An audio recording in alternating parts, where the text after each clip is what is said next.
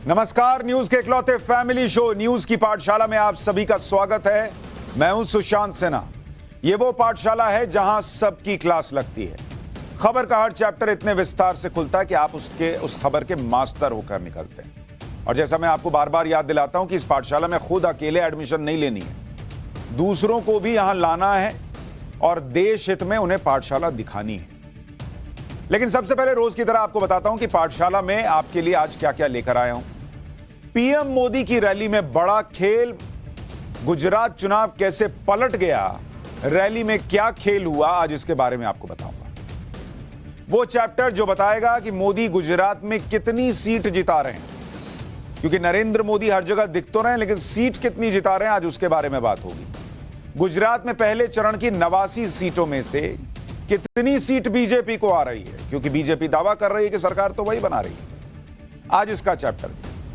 इसके अलावा वो केस जिसकी पूरे देश में चर्चा है, आफताब की वो गर्लफ्रेंड जिसने श्रद्धा मर्डर का बड़ा राज खोला, आज उस गर्लफ्रेंड के बारे में आपको बताऊंगा। आफताब का नार्को टेस्ट करने वाले क्यों चौंक गए, उस नार्को टेस्ट में क्या निकला ऐसा, उसके बारे में भी चर्चा होगी। दिमाग में लगने वाली वो चिप, जैसे मोबाइल में चिप लगती है ना, वैसे दिमाग में लगने वाली चिप जो आपका हर सीक्रेट खोल देगी, उस चिप के बारे में आपको बताऊंगा। सुनकर ही हैरानी हो रही, दिमाग में चिप लग रहा है। और मुगलों का बुखार छुड़ा देने वाले बंदा बहादुर का चैप्टर, वो योद्धा जिसने मरना कबूल किया लेकिन इस्लाम कबूल नहीं किया, आज उस योद्धा का चैप्टर हिस्ट्री की क्लास में। लेकिन पाठशाला में सबसे पहले रोज की तरह दिन भर की बड़ी खबरों का एक साथ रिवीजन, फिर खोलूंगा पहला चैप्टर।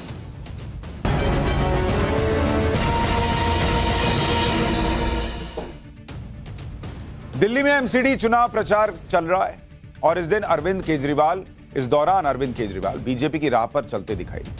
केजरीवाल ने कहा कि दिल्ली को डबल इंजन की सरकार की जरूरत है, जो बीजेपी नहीं कहती हर बार डबल इंजन, तो केजरीवाल कह रहे हैं कि डबल इंजन की सरकार, यानी दिल्ली में केजरीवाल की सरकार है और केजरीवाल के पार्षद का नारा होना चाहिए। बता दें कि गुजरात चुनाव में प्रचार के दौरान केजरीवाल डबल इंजन की सरकार का विरोध करते रहे।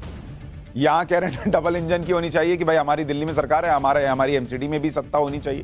केजरीवाल ने कहा था कि गुजरात को डबल इंजन की सरकार की नहीं बल्कि नए इंजन की जरूरत है। मध्य प्रदेश के मुख्यमंत्री हैं शिवराज सिंह चौहान। उन्होंने भी अब यूसीसी यानी समान नागरिक संहिता का समर्थन कर दिया। कहा कि समय आ गया है, यूनिफॉर्म सिविल कोड लागू हो जाना चाहिए। एक देश में दो विधान यानी दो नियम क्यों हो, एक ही होना चाहिए। शिवराज सिंह चौहान ने इसके लिए कमेटी बनाने का भी ऐलान कर दिया। गाजियाबाद की एसोटेक नेक्स्ट सोसाइटी की लिफ्ट में 3 बच्चियां फंस गई थी। लिफ्ट 20वें फ्लोर से नीचे आ रही थी, 11वां फ्लोर आते आते फंस गई। तीनों बच्चियां 24 मिनट तक लिफ्ट में ही फंसी रहीं। बच्चियों ने लिफ्ट खोलने की काफी कोशिश की। करीब आधे घंटे के बाद लिफ्ट को मैनुअल तरीके से खोला गया, तब जाकर बच्चियां लिफ्ट से बाहर आ पाई। इस मामले में बच्चियों के परिवार वालों ने सोसाइटी मैनेजमेंट के खिलाफ शिकायत दर्ज कराई। बिहार से आज 2 हैरान करने वाली खबरें आई। पटना में चोरों ने मोबाइल टावर ही चुरा लिया। अभी तक लोग मोबाइल चुराते थे, इन्होंने मोबाइल टावर चुरा लिया। चोरों ने खुद को मोबाइल कंपनी का कर्मचारी बताया और पूरा टावर चुरा लिया। चोरों ने इतने इत्मीनान से यह सब काम किया कि किसी को शक भी नहीं हुआ। दूसरी खबर बिहार में सड़क चोरी होने की आई। मतलब अजीब चीज बिहार में चोरी हो रही, सड़क चोरी हो गई। यहां खादमपुर में रातों रात कच्ची सड़क को ट्रैक्टर से जोत दिया गया और फसल की बुआई कर दी गई। सुबह जब लोग रास्ते से गुजरने लगे तो देखे अरे सड़क कहां है, तो देख रहे वहां खेत है। मुंबई में एक दक्षिण कोरियाई लड़की के साथ छेड़छाड़ की घटना सामने आई। यह खार इलाके में लड़की सोशल मीडिया के लिए लाइव वीडियो स्ट्रीम कर रही थी। उसी समय 2 लड़कों ने उसके साथ छेड़छाड़ की, उसे गलत तरीके से छूने की कोशिश की। पुलिस ने इस मामले में दोनों आरोपियों को गिरफ्तार कर लिया। चीन में शी जिनपिंग के खिलाफ विद्रोह से वहां की सरकार बैकफुट पर आ रही है। चीन ने ग्वांगझोउ और चोंगकिंग शहरों में कोविड नियमों में ढील देने का फैसला किया है। वहीं चीन में हो रहे विरोध प्रदर्शन पर अमेरिका के रक्षा मंत्री एंटनी ब्लिंकन ने कहा है कि विरोध को दबाने की कोशिश से पता चल रहा है कि चीन डरा हुआ है। चीन की कम्युनिस्ट पार्टी कमजोर है। इंग्लैंड ने पाकिस्तान के खिलाफ रावलपिंडी में पहले टेस्ट के दौरान रिकॉर्ड तोड़ बल्लेबाजी। इंग्लैंड ने पहले दिन का खेल खत्म होने तक 4 विकेट खोकर 506 रन बना लिए। पहले दिन 506 रन। क्रिकेट इतिहास में यह पहली बार है जब किसी टीम ने टेस्ट के पहले ही दिन 500 रन बनाए। इंग्लैंड की तरफ से 4 खिलाड़ियों ने सेंचुरी लगाई। हैरी ब्रुक ने पाकिस्तानी बॉलर सऊद शकील के एक ओवर में लगातार 6 चौके लगाकर वर्ल्ड रिकॉर्ड की बराबरी की। तो ये हो गया दिन भर का रिवीजन। अब पाठशाला की पहली क्लास, और इसमें आपको बताऊंगा कि कैसे पीएम मोदी की रैली में बड़ा खेल हो रहा है जिससे गुजरात चुनाव पलट जाएगा।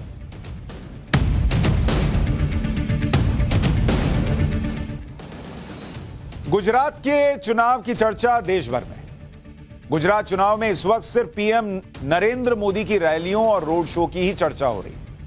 उन्होंने अहमदाबाद में ऐसा रोड शो किया है आज, जो रोड शो शायद ही किसी नेता ने किया हो।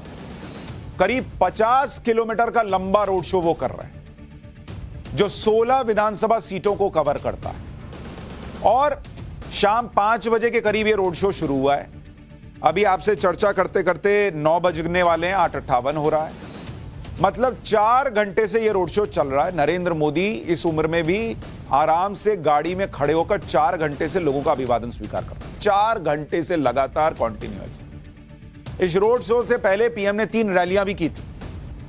उनकी एनर्जी का लेवल अलग ही है, और कांग्रेस को यह सब पसंद नहीं आ रहा है। वो कह रहे हैं कि पीएम इतनी क्यों रैली कर रहे हैं, रोड शो क्यों कर रहे हैं, क्यों पीएम एक ही जिले में 2-2 रैली कर रहे हैं, कांग्रेस पीएम की रैलियों से क्यों टेंशन में। भाई तुम भी करो। किसी ने, चुनाव आयोग ने कोई रैली पे रोक तो लगाई नहीं कि तुम 2 नहीं कर सकते, तुम 1 नहीं कर सकते, तुम 5 नहीं कर सकते। तुम करो, तुमको भी वही जगह मिली हुई है, उनको भी वही जगह मिली हुई है।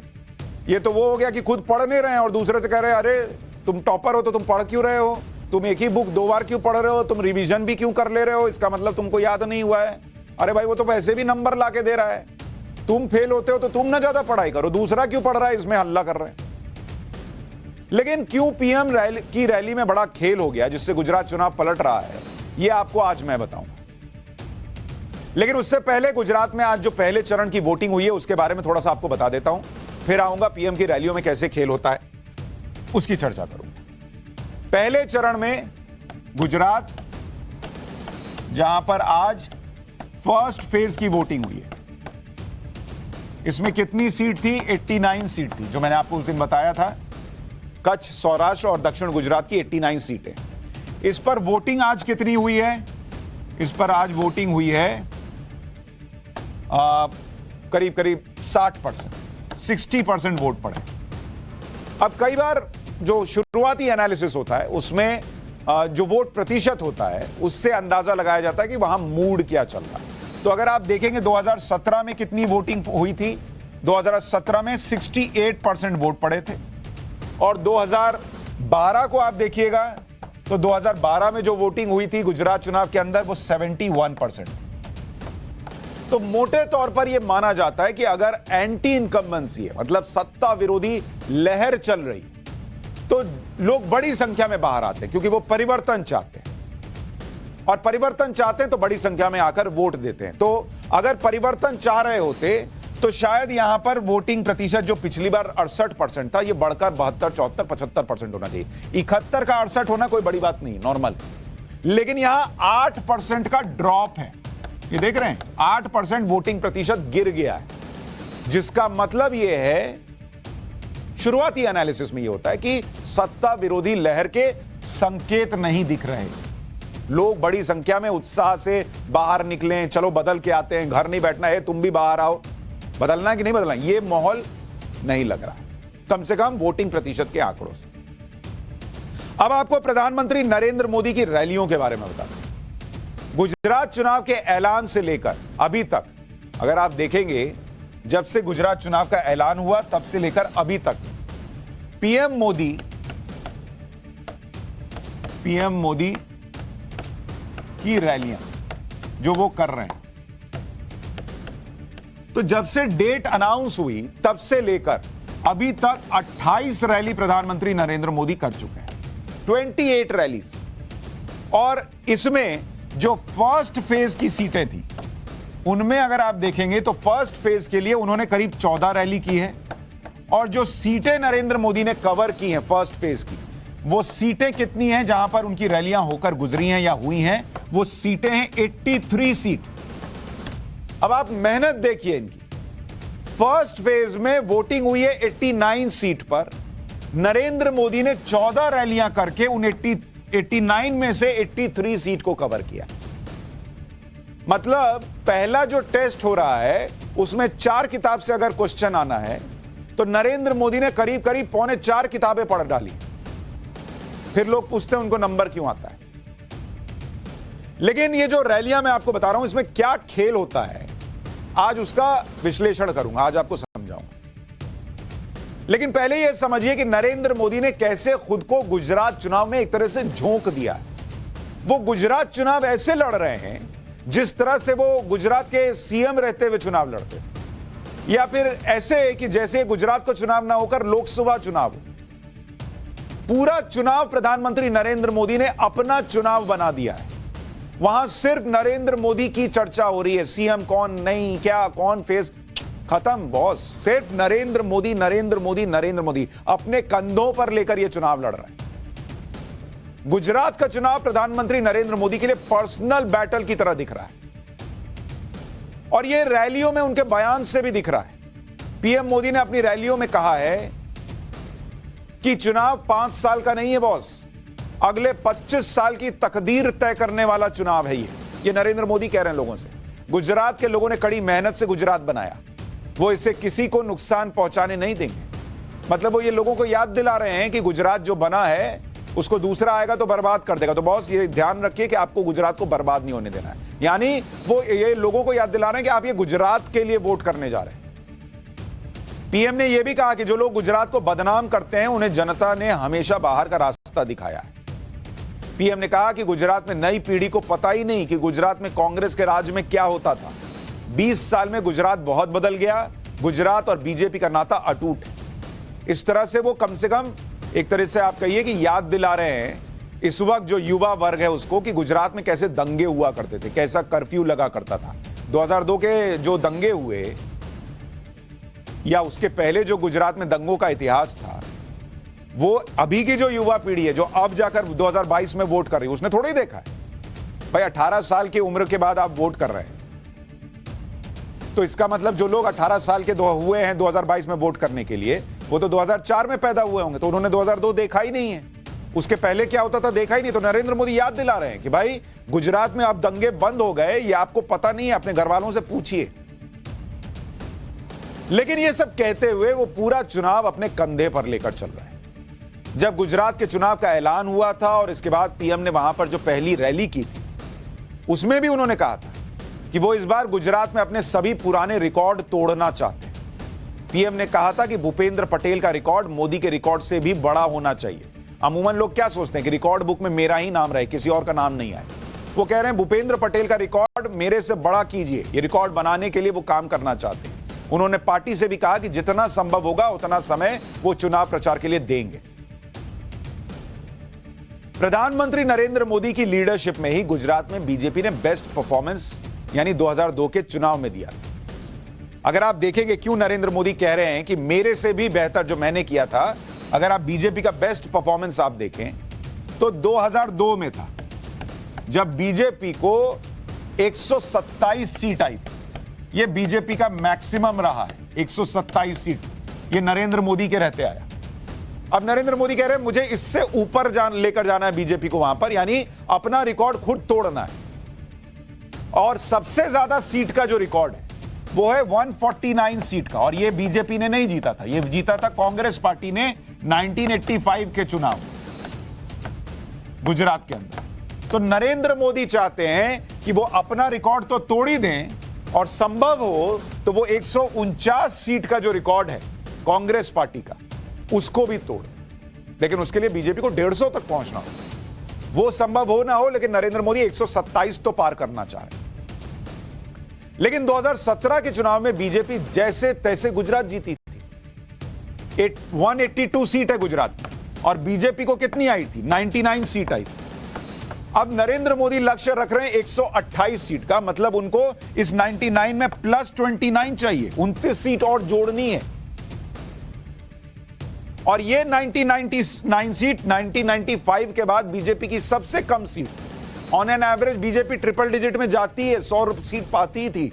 एवरेज आप मान के चलेंगे तो 110 115 सीट रहता था। बीजेपी पिछले बार 99 पर थी। इस बार वो कह रहे हैं 29 कम से कम और जोड़ो और इस रिकॉर्ड को पार करो, मतलब 30 जोड़ो और रिकॉर्ड को पार करो।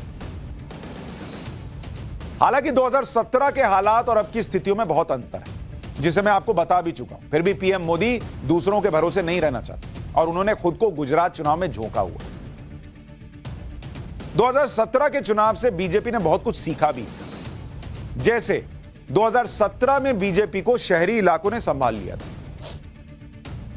सूरत, वडोदरा, अहमदाबाद, राजकोट, ये जो 4 अर्बन सेंटर थे, इनकी 55 सीटों में बीजेपी ने 44 सीटें जीती थी।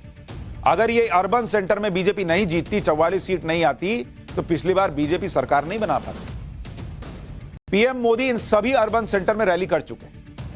2017 में कांग्रेस ने गुजरात की सेमी अर्बन और ग्रामीण इलाकों की 127 सीटों में से 72 सीटें जीती थी और बीजेपी को 55 सीटें मिली थी।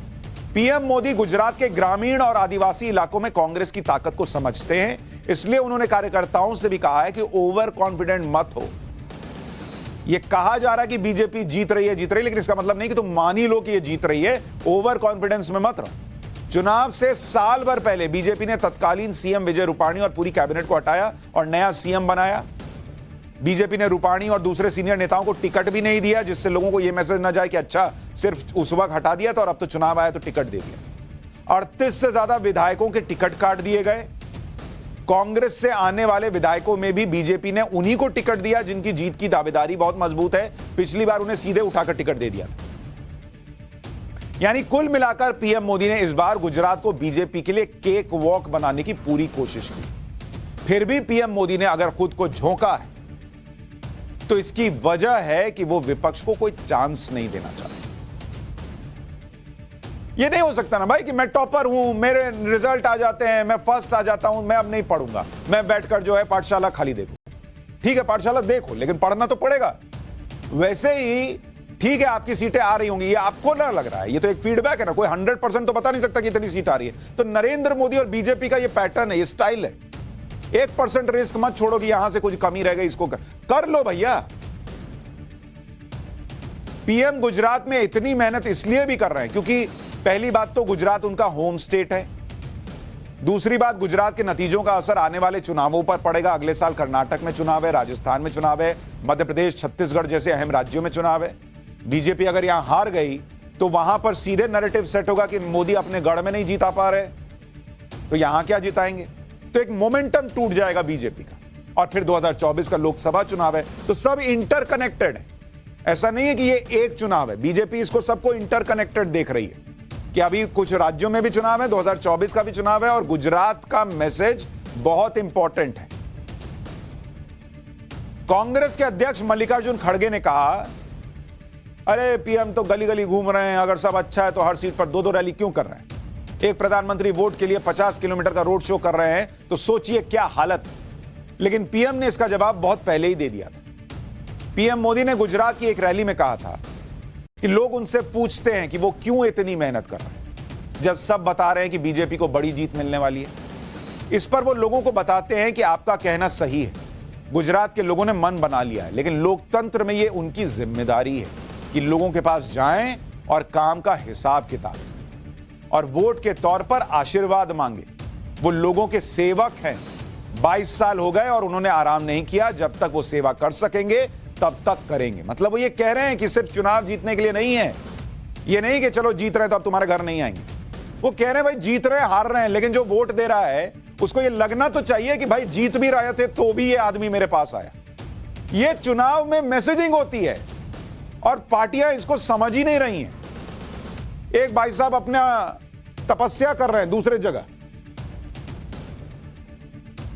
खैर, 2017 के चुनाव में बीजेपी को 2 इलाकों में बड़ा नुकसान हुआ था। एक इलाका था सौराष्ट्र का, जिसकी वजह तब का पाटीदार आंदोलन था, और दूसरा इलाका था आदिवासी बेल्ट, जो कांग्रेस का परंपरागत गढ़ रहा है। मैंने उस दिन आपको बताया था। पीएम मोदी ने इन इलाकों में रैलियों पर फोकस किया। मतलब जैसे आप स्टूडेंट की तरह होते हैं ना कि पिछली बार मुझे इन सब्जेक्ट में मार्क्स कम आए थे, तो क्या है, उससे बचना नहीं है। मार्क्स अगर ज्यादा लाने हैं तो क्या करना होगा, जो बढ़िया है, कॉन्फिडेंट है, वहां तो पढ़ना ही है।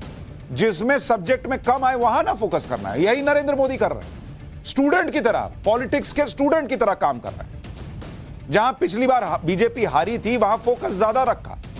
पीएम की पहली इलेक्शन रैली कहां हुई आपको पता है? दक्षिण गुजरात के आदिवासी इलाके कपराड़ा में। जहां 2017 और 2012 के चुनाव में कांग्रेस जीती। मतलब शुरुआत ही की। जैसे आप किसी सब्जेक्ट में कम मार्क्स आए तो पढ़ना वहीं से शुरू कर रहे हैं, वैसे वो वहीं से चुनाव का प्रचार शुरू कर रहे हैं जहां हारे हैं। ये नहीं कि जहां कॉन्फिडेंट है जीत रहे हैं चलो पहले वहां चलते हैं। अरे जहां पहले ठीक करना वहां ना ठीक करेंगे। इसके अगले ही दिन पीएम ने सौराष्ट्र के इलाके में एक दिन में 4 रैली की। सौराष्ट्र वो इलाका है जहां 54 में से बीजेपी को मात्र 23 सीट आई थी और कांग्रेस बीजेपी से आगे थी।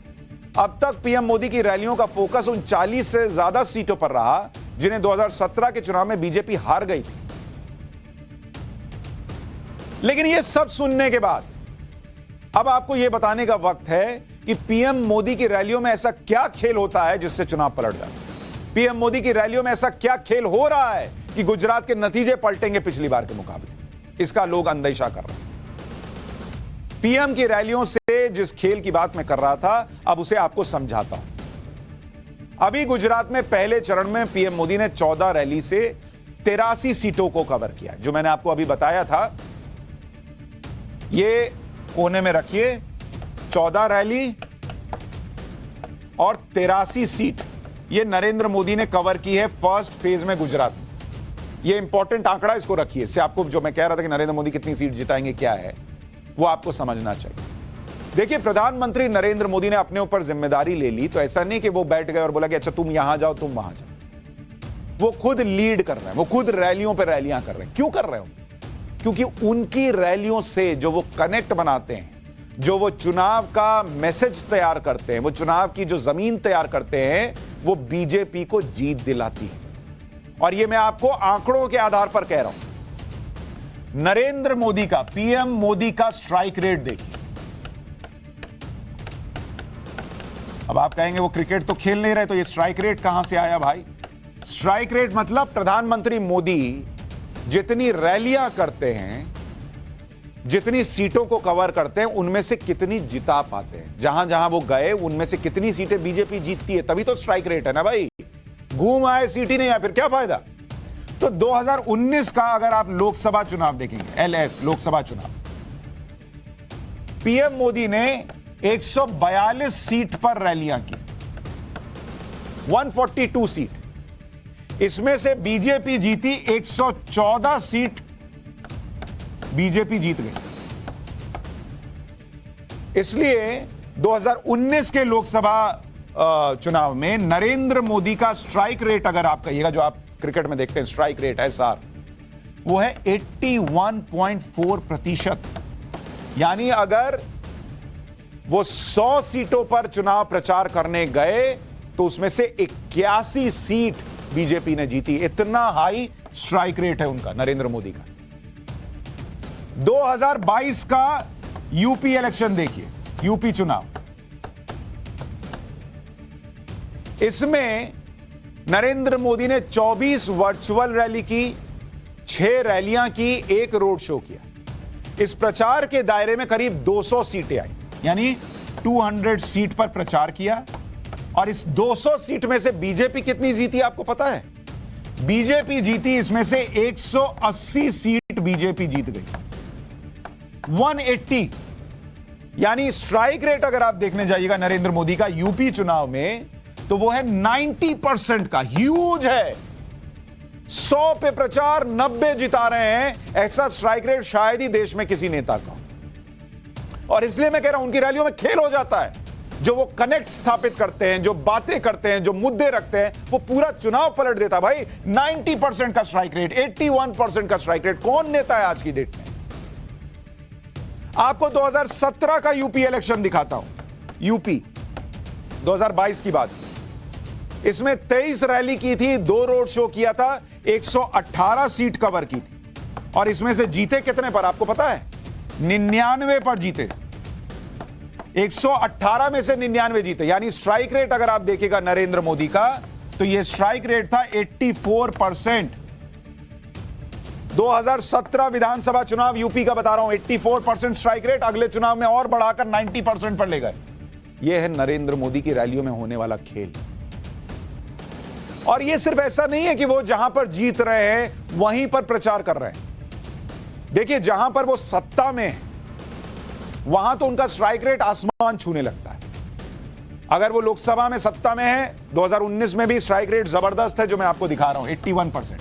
यूपी में सत्ता में जबरदस्त स्ट्राइक रेट, सत्ता में आने के पहले भी जबरदस्त स्ट्राइक रेट, हिंदी बेल्ट में बढ़िया स्ट्राइक रेट। जिन राज्यों में बीजेपी नहीं है, खत्म मामला है, वहां पर कैसा स्ट्राइक रेट, अगर मैं आपको ये दिखाऊं, अब जरा ये आंकड़ा चूंकि मिटाना नहीं है, थोड़ा सा मिटने में समय लगेगा, तो जिन राज्यों में बीजेपी जो है नहीं है, उनमें अगर आप स्ट्राइक रेट देखने जाइएगा कि भैया कहां पे तुम्हारा मामला बैठता है नरेंद्र मोदी जी का, तो उसको अगर आपको दिखाऊं,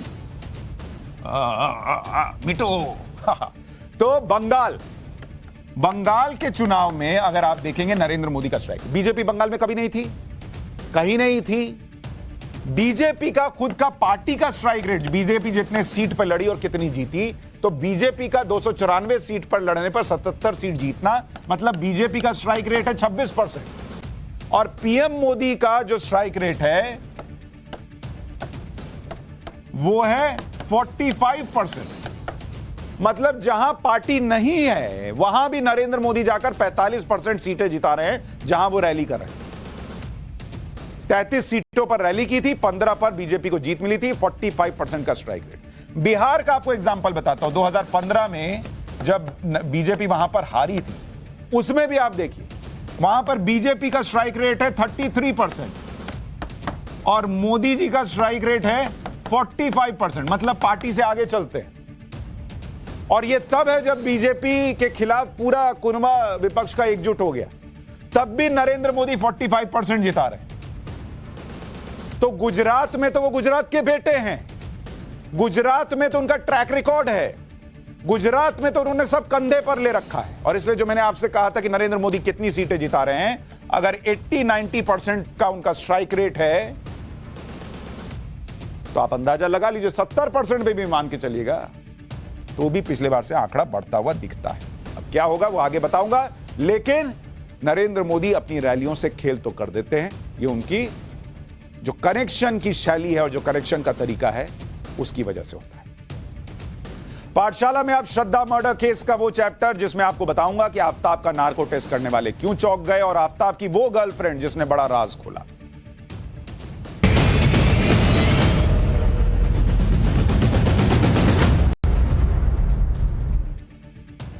श्रद्धा मर्डर केस के आरोपी आफ्ताब का आज नार्को टेस्ट हुआ। उसने नार्को टेस्ट में क्या क्या बताया, क्या ऐसी बातें हैं जिसे सुनकर नार्को टेस्ट करने वाले भी चौंक गए, उसके बारे में आपको बताऊंगा। लेकिन उससे पहले आपको बताता हूं कि आफ्ताब के सामने कोई पॉलीग्राफ टेस्ट, कोई नार्को टेस्ट, कोई ब्रेन मैपिंग से क्या हासिल होगा, इसी पर बड़े सवाल खड़े हो रहे हैं। क्योंकि आफ्ताब कितना शातिर है, यह उसकी गर्लफ्रेंड के खुलासों से पता चल गया। बताया गया कि श्रद्धा की हत्या के ठीक बाद, आपको याद होगा कहा गया था ना कि आफ्ताब ने डेटिंग ऐप पर एक्टिव होने के बाद एक गर्लफ्रेंड बना ली थी। आफ्ताब के मुताबिक उसने 18 मई को श्रद्धा की हत्या की थी, लेकिन 30 मई को ही उसने अपनी नई गर्लफ्रेंड से बातचीत शुरू कर दी थी। 12 दिन बाद आफ्ताब की गिरफ्तारी के बाद से वो लड़की जो आफ्ताब की नई गर्लफ्रेंड बनी थी, वो काफी हैरान परेशान, उसको यकीन ही नहीं हो रहा कि इसके साथ में गर्लफ्रेंड थी, अरेस्ट हो गया। आफ्ताब की ये नई गर्लफ्रेंड कौन है? ये एक मनोचिकित्सक है, एक साइकेट्रिस्ट है। उसने बताया कि उसे ये बिल्कुल अंदाजा नहीं था कि जिस लड़के के फ्लैट पर वो गई है, उसके फ्रिज में उसकी पूर्व गर्लफ्रेंड के शव के टुकड़े पड़े। आफ्ताब की ये नई दोस्त अक्टूबर में 2 बार उसके फ्लैट पर गई थी। आफ्ताब ने 12 अक्टूबर को अपनी नई दोस्त को अंगूठी भी गिफ्ट की थी। माना जा रहा कि यह आर्टिफिशियल फैंसी रिंग भी श्रद्धा की थी। पुलिस ने आफ्ताब की नई दोस्त से यह रिंग बरामद कर ली और उसका बयान भी दर्ज किया। पुलिस को दिए अपने बयान में इस आफ्ताब की साइकेट्रिस्ट दोस्त ने बताया कि आफ्ताब से मिलने के दौरान कभी नहीं लगा कि वो कुछ छिपा रहा है। सोचिए, वो आदमी मर्डर करे बैठा है और साइकेट्रिस्ट को पता नहीं चल रहा है कि वो उसके दिमाग में क्या चल रहा है, जिसका काम ही है दिमाग पढ़ना। वो लड़की कह रही है उसको लगा ही नहीं कि ये लड़का कभी डरा हुआ है। लड़की ने पुलिस को बताया कि आफ्ताब का बर्ताव एकदम नॉर्मल, सामान्य, बहुत केयर करता था। उसे कभी नहीं लगा कि आफ्ताब की मनोस्थिति गड़बड़ है या वो किसी तरह का सनकी है। साइकेट्रिस्ट गर्लफ्रेंड ने पुलिस को बताया कि आफ्ताब के पास अलग अलग वैरायटी के परफ्यूम थे, और डिओड्रेंट्स भी थे। वो अक्सर उसे परफ्यूम्स गिफ्ट करता था। पुलिस सूत्रों से पता चला है कि आफताब की नई गर्लफ्रेंड अब काउंसलिंग पर जा रही है, क्योंकि आफताब की सच्चाई जानकर उसे काफी धक्का लगा है। साइकेट्रिस्ट अब खुद साइकेट्रिस्ट के पास जा रही है। ये भाई ने उसकी हालत कर दी, उसका दिमाग हिल गया। लेकिन श्रद्धा का मर्डर करने के बाद इस लड़के का दिमाग नहीं हिला। आप सोच रहे हैं अगर किसी साइकेट्रिस्ट को आफताब आसानी से बहला सकता है, उसके साथ सामान्य बर्ताव कर सकता है, जिसका काम ही है दिमाग पढ़ना, बिहेवियर पढ़ना, वो साइकेट्रिस्ट को पता नहीं चल रहा कि मर्डर किया, और वो साइकेट्रिस्ट खुद हिल गई। सोचिए, मर्डर के बारे में जान के हिल गई, ये मर्डर करके नहीं हिला, तो आप सोचिए पुलिस के सामने क्या हिला होगा। जब वो साइकेट्रिस्ट को धोखे में रख सकता है, तो फिर ये पॉलीग्राफ नार्को क्या है, जिन टेस्ट की वैसे भी कोई लीगल वैल्यू नहीं है, और सिर्फ ये टेस्ट पुलिस की जांच में काम आ सकते हैं। ये पुलिस को नहीं घुमा रहा होगा। ये पुलिस जो है ये टेस्ट वो टेस्ट, दाहिने बाएं, इधर दौड़ रही उधर दौड़ रही, क्यों? क्योंकि ये आदमी अपना दिमाग कंट्रोल कर सकता है। पुलिस सूत्रों के मुताबिक 2 घंटे के नार्को टेस्ट में आफताब ये कबूल कर रहा है कि उसी ने श्रद्धा की हत्या की। अब ये पुलिस के सोर्सेस कह रहे हैं, फिर मैं आपको बता दूं, अभी पुलिस ने नहीं कहा। नार्को टेस्ट के दौरान आफताब से जब पूछा गया कि श्रद्धा का फोन कहां है, तो कहा जा रहा है कि इस पर आफताब ने जवाब दिया कि श्रद्धा का फोन उसने कहीं फेंक दिया था, लेकिन कहां फेंका है ये नहीं पता चला। देख रहे हैं, नार्को टेस्ट में इंजेक्शन देके तब ये हाल है, फेंक दिया लेकिन कहां फेंका ये नहीं पता। आफताब से पूछा गया कि क्या श्रद्धा की हत्या सोची समझी साजिश थी। इस पर आफताब ने कहा कि उसने गुस्से में आकर श्रद्धा की हत्या की थी। अभी कल तक थ्योरी आ रही थी कि सोच समझ के किया था, अब फिर देखिए नार्को में भी कह रहा है दवा मिलने के बाद कि मैंने सोच समझ के किया, मैंने गुस्से में कर दिया। अच्छा, यह भी पूछा गया कि श्रद्धा के शव के टुकड़े कैसे किए थे, तो आफताब ने जवाब दिया कि शव के टुकड़े करने के लिए उसने आरी का इस्तेमाल किया था। अभी बीच में थ्योरी चल रही थी कि चाकू से काटा था। यह आदमी, मैं आपको बता रहा हूं बॉस, इंजेक्शन लग जाए कुछ लग जाए, यह पूरा दिमाग अपना कंट्रोल कर रहा है। ये वही बात कहता है। लोग सोच रहे हैं ना कि भाई इसने कह दिया कि श्रद्धा का मर्डर किया, इसको दिमाग में है कि मैं कह दूंगा कि मैंने मर्डर नहीं किया तो ये लोग और इंजेक्शन लगाएंगे, ये करेंगे वो करेंगे। जब नार्को टेस्ट चलना ही नहीं है तो बोल दो कि मैंने मर्डर किया है, बाद में पलट जाओ। आफताब से पूछा गया कि क्या कोई और भी है इस हत्याकांड में शामिल, तो उसने कहा कि इस हत्याकांड को उसने अकेले ही अंजाम दिया है। फिर पूछा गया कि श्रद्धा के शव के टुकड़े कहां फेंके, तो उसने बताया कि शव के टुकड़े को उसने जंगल में ठिकाने लगाया। वही सारी बातें जो अभी तक वो बता रहा है, वही घुमा फिरा के बता रहा है। नार्को टेस्ट के दौरान एफएसएल एक्सपर्ट ने सवाल किया कि श्रद्धा के सिर को कहां फेंका, तो आफताब ने जवाब दिया कि वो इस बारे में पुलिस को पहले ही बता चुका। देख रहे हैं, नार्को टेस्ट में कह रहा है कि मैं पुलिस को पहले बता चुका हूं। तुम्हारा इतना दिमाग चल रहा है जी। इसीलिए नार्को टेस्ट करने वाले भी हैरान हैं, क्योंकि नार्को टेस्ट में इतना दिमाग लोगों का चलता नहीं है। नार्को टेस्ट के दौरान आफताब ने फॉरेंसिक टीम के ज्यादातर सवालों के जवाब दिए। आफताब ने कई सवालों के जवाब अंग्रेजी में दिए, लेकिन कुछ सवालों के जवाब देने में आफताब को परेशानी भी हुई, उसने थोड़ा समय लिया। टेस्ट के दौरान आफताब कई सवालों में चुप रहा। एफएसएल टीम को सवाल बार बार दोहराना पड़ा और आफताब को जवाब देने के लिए कहा, जिसके बाद आफताब ने जवाब दिया। नार्को टेस्ट में आरोपी कितनी आसानी से झूठ बोल सकता है, उसका उदाहरण आपको आरुषि मर्डर केस के जरिए बताता हूं। आरुषि का केस याद है ना? इस केस में साल 2008 में कंपाउंडर कृष्णा का भी नार्को टेस्ट किया गया था। यह आरुषि केस का आरोपी था उस वक्त कृष्णा। इसका नार्को टेस्ट कैसे हुआ था देखिए, दिमाग में पट्टी वट्टी लगा हुआ ना, और इसको दिया है इंजेक्शन। उस नार्को टेस्ट की शुरुआत से ही कृष्णा यह बोलता रहा कि उसने किसी को नहीं मारा, लेकिन बाद में जब उससे पूछा गया कि उसने किस हथियार से हेमराज की हत्या की है, तो कृष्णा ने जवाब दिया कि एक कुकरी से। एक बार यह वीडियो आपको सुनवाता हूं, सुनिए। कौन सा हथियार इसका इस्तेमाल करके उसको मारा था? कौन सा हथियार इस्तेमाल कौन सा हथियार इस्तेमाल किए तेरे उसको मारने के लिए, हेमराज को? कौन सा हथियार इस्तेमाल किए तेरे? क्या खोपड़ी। यानी एक ही टेस्ट के दौरान कृष्णा ने भी जांच टीम को छका दिया। आसानी से एक ही बात के 2 वर्जन। कृष्णा के इस कबूलनामे के बाद भी सीबीआई कुछ साबित नहीं कर पाई। इसी तरह साल 2010 में सीबीआई ने आरुषि के माता पिता नुपुर और राजेश तलवार का भी नार्को टेस्ट किया, जबकि इससे पहले 2009 में तलवार दंपत्ति का ब्रेन मैपिंग और लाई डिटेक्टर टेस्ट हो चुका था। लेकिन इतने टेस्ट और गहन जांच के बाद भी तलवार दंपत्ति भी बरी हो गए। आरुषि की जान किसने ली, यह आज तक पता नहीं चल पाया। नार्को टेस्ट पर 100% भरोसा नहीं किया जा सकता। नार्को टेस्ट में आरोपी को हैवी ड्रग दिया जाता है, जिसके प्रभाव में आकर आरोपी सच बोलने लगता है। लेकिन अगर आरोपी ड्रग एडिक्ट है, अल्कोहलिक है, तो उसका टॉलरेंस लेवल भी ज्यादा होगा ना। ऐसी स्थिति में वो सेमी कॉन्शियसनेस की हालत में झूठ बोल सकता है। कुछ केस में यह पाया गया कि नार्को टेस्ट के दौरान आरोपी ने झूठ भी बोला है। अगर आरोपी शातिर है तो वो इस टेस्ट में बच भी सकता है। अगर किसी व्यक्ति का अपने ऊपर काफी हद तक काबू है तो नार्को टेस्ट फेल साबित हो सकता है, जैसा इस आदमी का है। इसके अपने दिमाग पर पूरा कंट्रोल है। अब आपको लगेगा कि अगर नार्को टेस्ट में कोई झूठ बोल सकता है या नार्को टेस्ट को कोर्ट मानती नहीं, तो फिर नार्को टेस्ट होता ही क्यों है भाई? दरअसल नार्को टेस्ट तब किया जाता है जब किसी केस में या तो आरोपी लगातार बयान बदल रहा है या फिर पुलिस के हाथ में बहुत पुख्ता चीजें ना हो। श्रद्धा मर्डर केस में भी पुलिस के पास चश्मदीद गवाह नहीं है, ना ही श्रद्धा की बॉडी मिली है।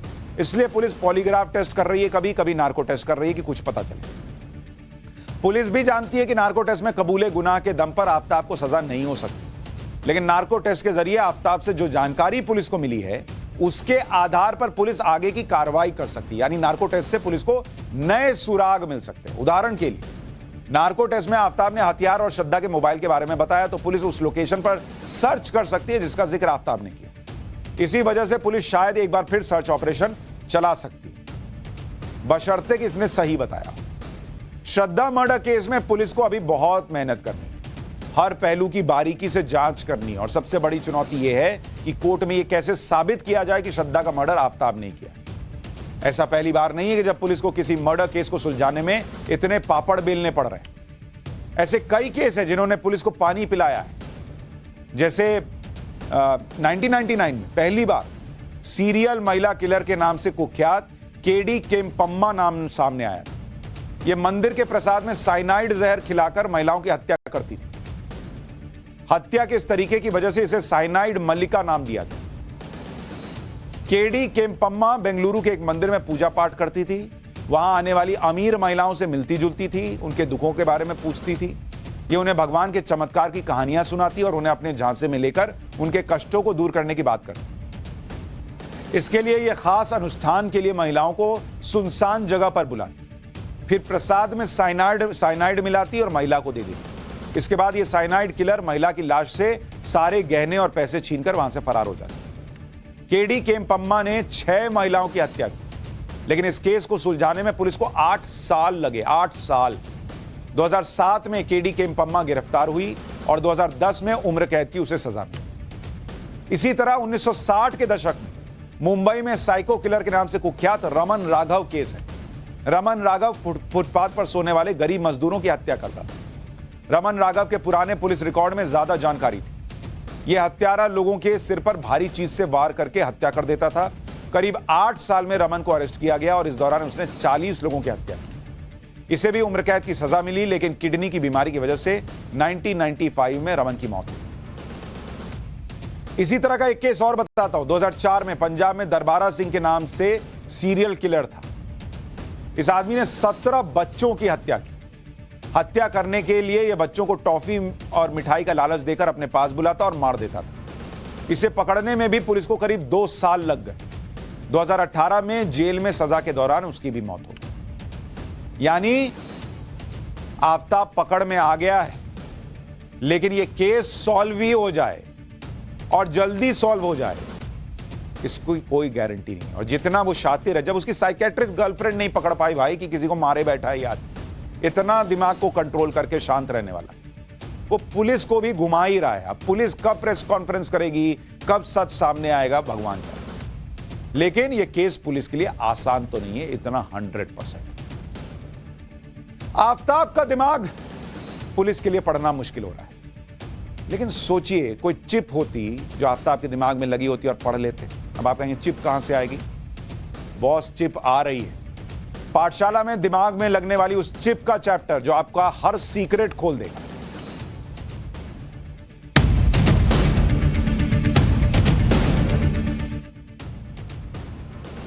आपके दिमाग में क्या चल रहा है, ये ब्रेन में एक चिप फिट करके, जैसे मोबाइल में चिप लगा होता है वैसे एक चिप फिट करके पता किया जा सकता है। सोचिए, अब आपकी सोच को पढ़ा जा सकता है। आप क्या सोच रहे हैं पढ़ा जा सकता है। यह कोई साइंस फिक्शन फिल्म की कहानी नहीं है, बल्कि आने वाले कल की सच्चाई है जिसकी शुरुआत हो चुकी है। आप सभी को एलन मस्क के बारे में पता है ना, वो जो ट्विटर का नया मालिक है, बहुत चर्चा में भी एलन मस्क। उसकी एक और कंपनी है न्यूरालिंक। ये कंपनी इंसान के दिमाग को पढ़ने वाली चिप तैयार कर रही है, जिसे अगले 6 महीने में इंसान के दिमाग में लगाकर ह्यूमन ट्रायल शुरू होने वाला है। भाई ने ऐलान कर दिया, दिमाग में चिप लगेगा, सब पढ़ लेंगे। यह चिप एक छोटे सिक्के के आकार की होगी, जिसे रोबोट और न्यूरो सर्जन की मदद से ब्रेन सर्जरी करके इंसान के दिमाग में फिट किया जाएगा। एलन मस्क ने कैलिफोर्निया में अपने प्रोजेक्ट के बारे में पूरी दुनिया को बता दिया। ये कैसे काम करेगा, किन लोगों को इससे फायदा होगा, ये सारी बातें उसने शेयर की हैं। वो कह रहा है कि यह प्रोजेक्ट 2 फेज में होगा। पहले फेज में उन मरीजों को शामिल किया जाएगा जो दिमागी बीमारी यानी पैरालिसिस जिनको हो जाता है, लकवा हो जाता है, उससे ग्रसित है। इस बीमारी में क्या होता है कि शरीर के दूसरे हिस्सों की सूचनाएं ब्रेन तक नहीं आ पाती या ब्रेन का मैसेज उन तक नहीं जा पाता। सामान्य भाषा में शरीर पर ब्रेन की कमांड कम हो जाती है। पैरालिसिस मरीजों के अलावा, पैरालाइज्ड मरीजों के अलावा नेत्रहीन लोगों में के दिमाग में भी इस चिप का इस्तेमाल किया जाएगा, ये कहा जा रहा है। अब ये कैसे होगा ये थोड़ा अभी आगे बताऊंगा, लेकिन पहले सुनिए एलन मस्क के मुताबिक इस ह्यूमन ट्रायल के लिए अमेरिकी food and drug administration permission मिलने के बाद अगले 6 महीने में इसका ट्रायल शुरू होने वाला है। कुल मिलाकर यह दिमाग को पढ़ने वाली एक सूक्ष्म तकनीक है जिसकी शुरुआत हो गई। जैसे मैं अभी आपके दिमाग को पढ़ सकता हूं कि आपके मन में यह सवाल आ रहा होगा कि यह चिप कैसे काम करेगी। मेरे पास आपके दिमाग में कोई चिप थोड़ी लगा है, ये तो बेसिक था, ऐसे मजे के लिए बोला कि मैं पढ़ा। यह चिप कैसे काम करेगी? यह क्या है? एक वायरलेस ब्रेन चिप जिसे न्यूरालिंक डिवाइस का नाम दिया गया है। यह डिवाइस इंसान के दिमाग में न्यूरोनल एक्टिविटी को मॉनिटर करेगी, जिसे इंसान और मशीनों के बीच सूचनाओं को आदान प्रदान किया जा सकता है। इसका आउटपुट स्मार्टफोन, पैड या लैपटॉप पर देखा जा सकता है। यह सुनने में जितना आसान लग रहा है उतना आसान है नहीं, क्योंकि दिमाग को पढ़ना बहुत जटिल काम है। इस चिप को दिमाग में फिट करने के लिए एक अलग तरह के रोबोट बनाए जाए जो ब्रेन सर्जरी में चिप को लगाने में डॉक्टर्स की मदद करेंगे। इस टेक्नोलॉजी के अगले वर्जन में ब्रेन सिग्नल्स की मदद से दूसरे डिवाइसेस को कंट्रोल करने जैसे काम किए जा सकते हैं। यानी इस चिप की मदद से इंसान अपने दिमाग में सोचने भर से डिवाइस को कमांड दे सकेगा। मतलब आपने सोचा, कोई रोबोट है मान लीजिए, सोच रहे पानी लाओ, ये तो मैं बोल रहा हूं, सोच रहे पानी लाओ, जाके पानी ला रहा है, पंखा चल रहा है। ये होने लगेगा भविष्य में। उदाहरण के लिए आपको कोई विशेष डिश खानी या कुछ पीना है, उसे यह चिप पहचान लेगी और आपके फोन पर उसकी कमांड दे देगी। लेकिन आपके दिमाग में किसी के प्रति गुस्सा या अपशब्द कहने का मन होगा तो उसे भी यह चिप जाहिर कर देगी। लेकिन घबराना नहीं है, क्योंकि इसमें अभी बहुत लंबा टाइम लगने वाला है। अब आप पता चला बॉस के सामने बैठे हुए हैं और चिप ने बता दिया ये गाली देने वाला है, नौकरी भी गई। चिप का खर्चा कौन भरेगा? EMI। तो पहले इसका मरीजों के ऊपर अभी ट्रायल होगा, तब वो दिन आएगा। अभी इतना घबराई नहीं। 2018 में हॉलीवुड की एक फिल्म आई थी, अपग्रेड। इस फिल्म में दिखाया भी गया था कि हीरो पर हमला होता है और वो शारीरिक रूप से अक्षम हो जाता है। इसके बाद उसके शरीर में चिप लगाई जाती है, जिससे वो पूरी तरह से फिट हो जाता है और अपने ऊपर हुए हमले का बदला लेता है। तब इस फिल्म को साइंस फिक्शन की शानदार कहानी कहा गया था। लेकिन अब इसी तर्ज पर एलन मस्क की कंपनी ये चिप तैयार कर रही है और दावा किया जा रहा है कि यह नेत्रहीन लोगों की जिंदगी बदल सकता है। वो देखने लगेंगे नेत्रहीन लोगों की यह चिप कैसे मदद करेगी। अब आपको यह समझाता हूं। इसे जानने के लिए आपको ब्रेन के बारे में थोड़ा सा समझना होगा। न्यूरालिंक के मुताबिक यह चिप दिमाग में विजुअल कॉर्टेक्स हिस्से को ऑब्जर्व करेगी। यह दिमाग के पीछे की तरफ वो हिस्सा है जो आंखों से देखे जाने वाली चीजों से एक्टिव होता है और विचार पैदा करता है। जैसे आपने कोई शानदार कार देखी जिसके बारे में जानने की आपकी इच्छा पैदा हो गई, या आपने कोई खाने की चीज देखी जिसे खाने की इच्छा पैदा हो गई। ये देख रहे हैं, ये कैसा विजुअल कॉर्टेक्स जो देख रहे हैं, ये पीछे की तरफ। इसको जरा इधर डालिए, दिखाता हूं। तो ये जो दिमाग का पीछे हिस्सा है इधर, जिसको कहते हैं ना कि इधर टप से मार देते हैं, ये वाला हिस्सा जो है इसको विजुअल कॉर्टेक्स कहते हैं। तो आप जो देखते हैं उसको विजुअलाइज करने का काम ये करता है। लेकिन नेत्रहीन लोग तो देख नहीं सकते, उन्हें किसी चीज को देखकर कोई विचार ही नहीं पैदा होता। जब देख ही नहीं रहे तो विचार क्या पैदा होगा? लेकिन दिमाग में आने वाले विचार को यह चिप ऑब्जर्व कर सकती है और उसकी पहचान कर सकती है। इसी तरह दिमाग में एक और हिस्सा होता है ऑडिटरी कोर्टेक्स। ये जो हिस्सा आप देख रहे हैं, ये पीला वाला, इसको कहते हैं ऑडिटरी कोर्टेक्स। ये सुनने से एक्टिव होता है। ऐसे में ये चिप सुनने से जिस तरह के विचार बनते हैं उनकी सही जानकारी देगी। दिमाग का तीसरा होता है सोमेटोसेंसरी कॉर्टेक्स, ये वाला हिस्सा, ये जो नीला हिस्सा देख रहे हैं इसको कहते हैं सोमाटोसेंसरी कॉर्टेक्स। ये किसी चीज को छूने से एक्टिव होता है। ब्रेन में अलग अलग हिस्से हैं भाई, सब पूरा काम एक ही के हिस्से नहीं है। छूने से जो चीज एक्टिव होती है वो इधर इस हिस्से में होती है। नेत्रहीन लोग छूने से ही बहुत सी चीजों की पहचान करते हैं और विचार बनाते हैं। इस चिप की मदद से इस हिस्से से जुड़ी जानकारी समझी जा सकती है। और चौथा हिस्सा होता है मोटर कॉर्टेक्स। ये जो आप गुलाबी हिस्सा देख रहे हैं इसको कहते हैं मोटर कॉर्टेक्स, दिमाग के अंदर, जो सोचने और निर्णय लेने की स्थिति में एक्टिव होता है। इस चिप की मदद से आप क्या सोच रहे हैं, क्या चाहते हैं, इसे समझने में आसानी हो। कितने लोगों को यह लगता होगा कि उनके बॉस के दिमाग में यह वाला हिस्सा शायद गायब है, लेकिन मजाक में कह रहा हूं, होता सबके पास है। किसी भी दवा या तकनीक का ह्यूमन ट्रायल से पहले उस जानवरों पर इस्तेमाल किया जाता है। चेक कर लेते हैं कि इंसान पर जाने से पहले कि जानवर पर क्या है। इसलिए इंसानों के दिमाग में यह चिप लगाने से पहले इसका जानवरों पर सफल ट्रायल किया जा चुका है। आपके सामने जो वीडियो गेम खेलता हुआ बंदर का वीडियो चल रहा है, इसके दिमाग में न्यूरालिंक चिप लगाई जा चुकी है। देख रहे हैं, बंदर वीडियो गेम खेल रहा है। इस चिप को 2021 में इस बंदर के दिमाग में लगाया गया था और इस दौरान बंदर को जॉयस्टिक जो इसके हाथ में है उसकी मदद से गेम खेलना सिखाया गया। बंदर गेम खेलना सीख रहा है। न्यूरालिंक कंपनी का दावा है कि मशीन लर्निंग एआई की मदद से इस बंदर ने 6 महीने में इस वीडियो गेम को काफी हद तक समझा और यह पहचान कर ली कि यह गेम खेला कैसे जाता। बंदर ने सीख लिया। इसका डेटा कैसे नीचे कलेक्ट हो रहा देख रहे हैं। तो बंदर के दिमाग में चिप लगाकर उसको समझा रहे हैं गेम कैसे खेलना। इसके अलावा बंदर के दिमाग में चलने वाली हरकतों का पूरा डेटा बैंक तैयार किया गया। जैसे भूख के समय बंदर के दिमाग में किस तरह के सिग्नल आते हैं, भूख में यह बंदर क्या खाना पसंद करता है, इससे जुड़ी जानकारी को भी देखा गया। बंदर के अलावा इस एक सुअर में, एक पिग में भी यह चिप लगाई गई और इसके दिमाग का भी डेटा इकट्ठा किया। बंदर की तुलना में पिग दिमागी तौर पर सुस्त जानवर होता है, इसलिए इस अंतर को समझा गया। ये जो काली पट्टी पर लाइन देख रहे हैं, ये इसकी ब्रेन वेव्स यानी दिमाग की तरंगे हैं। ये देख रहे, सुअर को लगाया गया। और इस जानवर का दिमाग खाते समय कैसे रिएक्ट करता है, चलते समय कैसे रिएक्ट करता है, इससे जुड़ी छोटी छोटी बातों को बारीकी से देखा गया। ये सब देखकर आपको हंसी आ रही होगी, थोड़ा अजीब भी लग रहा होगा, लेकिन ये जानकारी ही कल की क्रांति का आधार बन सकती है। दिमाग में मशीन लगाकर पढ़ रहे हैं, उसको कंट्रोल कर रहे हैं, उसको एक्टिवेट कर रहे हैं। अभी तक आपको लगता था आपका पार्टनर आपका दिमाग पढ़ना चाहता है। मशीन भी पढ़ेगी भाई। पाठशाला में अब हिस्ट्री की क्लास, जिसमें उस योद्धा का चैप्टर खोलूंगा जिसने मुगलों का बुखार छुड़ा दिया था। वो योद्धा जिसने मरना कबूल किया लेकिन इस्लाम कबूल नहीं किया।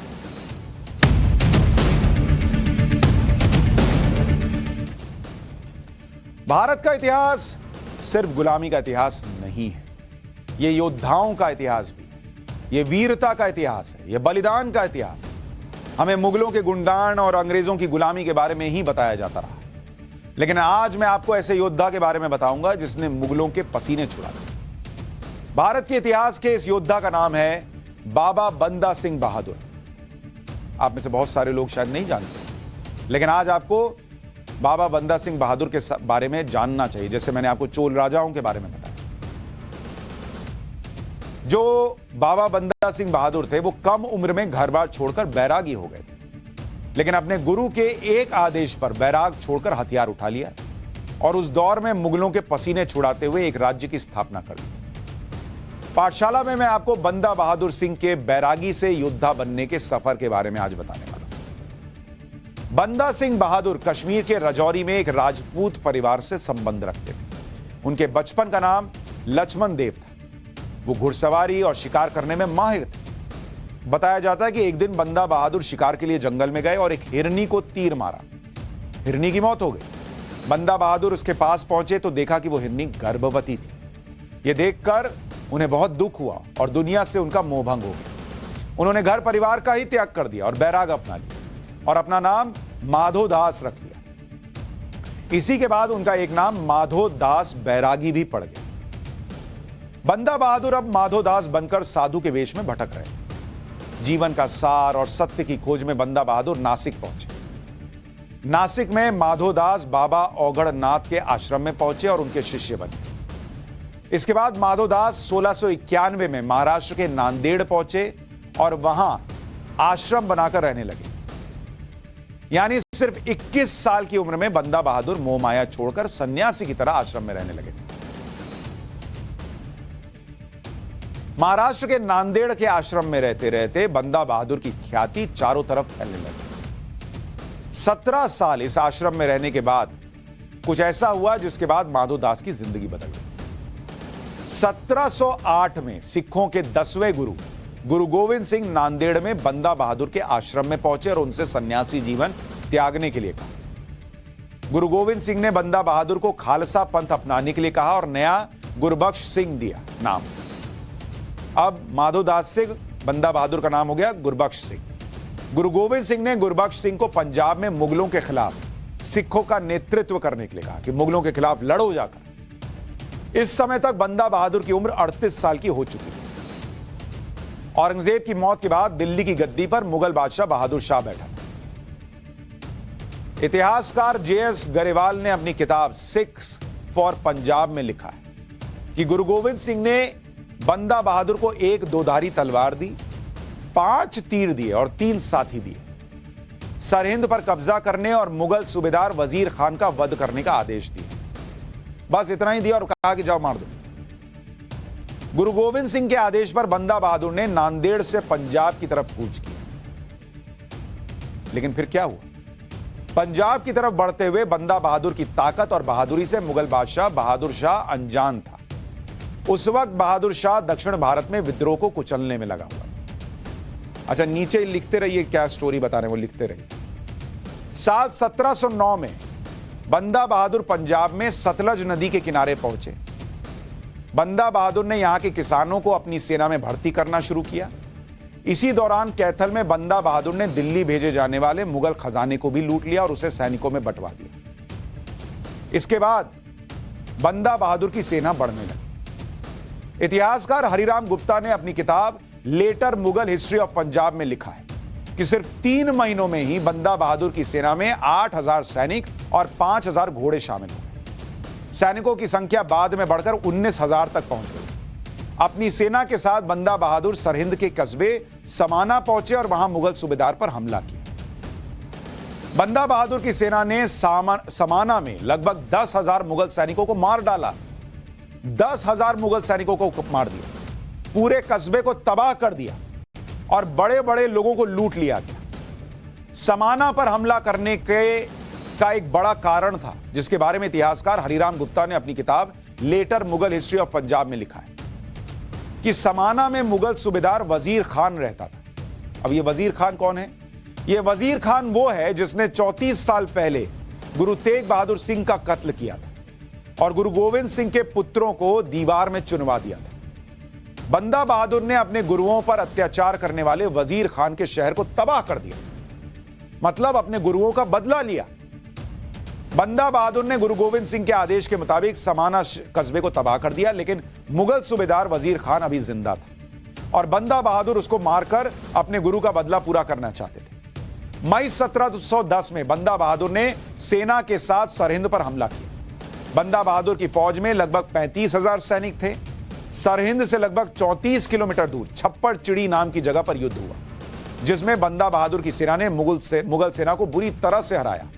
बंदा बहादुर ने सबसे वफादार सेनापति फतेह सिंह को मुगल तोपखाने को तबाह करने की जिम्मेदारी दी थी। मुगल तोपों को नष्ट करते करते फतेह सिंह वजीर खान तक पहुंच गए। दोनों के बीच आमने सामने की लड़ाई हुई, जिसमें फतेह सिंह ने वजीर खान का सिर कलम कर दिया। वजीर खान की मौत से मुगल सैनिकों में भगदड़ मच गई और सरहिंद के लोहगढ़ किले पर बंदा बहादुर का कब्जा हो गया। वजीर खान मारा गया, बदला पूरा हुआ। सरहिंद के युद्ध में मुगल सेनापति वजीर खान को मारकर बंदा बहादुर सिंह ने गुरु गोविंद सिंह का बदला पूरा कर लिया। बंदा बहादुर सिंह ने सिख साम्राज्य का विस्तार किया और लोहगढ़ को अपनी राजधानी घोषित किया। गुरु गोविंद सिंह के नाम के सिक्के जारी किए। अगस्त 1710 तक सिख साम्राज्य की सीमा लाहौर तक पहुंच गई। उस समय तक मुगल समझ चुके थे कि बंदा बहादुर उनके लिए बड़ा खतरा है, इसलिए मुगलों ने पूरा ध्यान बंदा बहादुर पर लगा दिया। 1712 में मुगल बादशाह बहादुर शाह का निधन हो गया था और उसका बेटा जहांदार शाह गद्दी पर बैठा। लेकिन एक ही साल के बाद जहांदार के भतीजे फर्रुखसियर ने सत्ता पर कब्जा कर लिया। उसने बंदा बहादुर को पकड़ने की जिम्मेदारी कश्मीर के मुगल सूबेदार समद खान को दी। समद खान ने बंदा बहादुर के खिलाफ अभियान तेज कर दी, जिसके कारण 1713 में बंदा बहादुर सरहिंद छोड़कर गुरदासपुर के गांव गुरदासपुर नांगल के किले में रहने लगे। मुगल सेना ने गुरदासपुर नांगल के किले को चारों तरफ से घेर लिया। बंदा बहादुर को पकड़ने के लिए समद खान ने अलग रणनीति अपनाई। बंदा बहादुर को पकड़ने के लिए मुगल सेनापति समद खान ने मुगल सेना जो किले को भेद नहीं पा रही थी, इसलिए किले के अंदर जाने के सारे रास्ते बंद हो गए थे, तो गुरदासपुर नांगल किले में अनाज और पानी पहुंचाने के सारे रास्तों पर मुगल सेना ने कब्जा कर लिया। 5 महीने के अंदर धीरे धीरे राशन खत्म हो गया, जिसके बाद बंदा बहादुर और उनके साथी घास और पत्तियां खाकर गुजारा करते रहे। लेकिन मुगलों के सामने घुटने नहीं टेके। ऐसे योद्धा घास खाकर पत्ती खाकर जिंदा रहे, लेकिन मुगलों के सामने नहीं झुके। लेकिन इस तरह से कब तक गुजारा हो पाता? खाना नहीं मिलने से लोग कमजोर हो रहे थे। मुगल सेना भी 8 महीने से किले के अंदर घुसने की कोशिश कर रही थी। दिसंबर 1715 में मुगल सेनापति समद खान को गुरदासपुर नांगल के किले में घुसने में कामयाबी मिली। समद खान ने 300 सिख सैनिकों का कत्ल करके रावी में फेंक दिया और बंदा बहादुर समेत सैकड़ों सिखों को गिरफ्तार कर लिया। मुगल बादशाह फर्रुखसियर ने आदेश दिया था कि बंदा बहादुर को जिंदा दिल्ली लेकर आओ। मुगल बादशाह के आदेश पर बंदा बहादुर को दिल्ली लाया गया। जब मुगल सैनिक बंदा बहादुर को लेकर दिल्ली पहुंचे तो मारे गए 2000 सिख सैनिकों के सिर भालों पर टांग कर परेड निकाली गई। उन सिख सैनिकों की परेड निकाली गई मारकर जिनको टांगा गया भाले पर। बंदा बहादुर हाथी के ऊपर लोहे के पिंजरे पर कैद थे। लगभग 700 सिख सैनिकों को ऊंटों के ऊपर बांधा गया था। हर सैनिक के बगल में मुगल सैनिक तलवार लेकर चल रहे थे। लंबी परेड के बाद बंदा बहादुर को फर्रुखसियर के सामने पेश किया गया। मुगल बादशाह फर्रुखसियर ने बंदा बहादुर और उसके 23 साथियों को जेल में कैद करने का आदेश दिया और बाकी के सैनिकों को उस समय दिल्ली के कोतवाल सरबराह खान के हवाले कर दिया। सिख सैनिकों को 1 हफ्ते कैद में रखने के बाद 5 मार्च 1716 को सभी को के सामने ऐलान किया गया कि जिसमें कहा गया कि इस्लाम कबूल करने वालों को छोड़कर बाकियों का सिर कलम कर दिया जाए। कोतवाल सरबराह खान सिखों से इस्लाम कबूल करने के लिए कहता था। सिख सैनिकों ने मना कर दिया तो सिर काट देता। 7 दिन तक इस तरह से सिख सैनिकों का कत्लेआम चलता रहा। सिख सैनिक इस्लाम कबूल करने से मना करते रहे और सरबराह खान उनके सिर काटता रहा। यहां तक कि सरबराह खान खुद थक गया और उसने बादशाह से कहा कि सिख सैनिकों को कैद में रहने दे, कुछ दिन में अपने आप इस्लाम कबूल कर लेंगे। उसके बाद 3 महीने तक बंदा बहादुर और सिख सैनिकों को काल कोठरी में रखा। लेकिन इसके बाद कुछ हुआ, घंटी बज गई बहुत अहम वक्त पर। बंदा बहादुर के साथ क्या हुआ यह आपको कल बताऊंगा। बहुत इंपॉर्टेंट है जानना कि बंदा बहादुर ने क्या किया। छोटा सा हिस्सा रह गया, समय खत्म हो गया। कल 8:50 पर मिलते हैं। नमस्कार।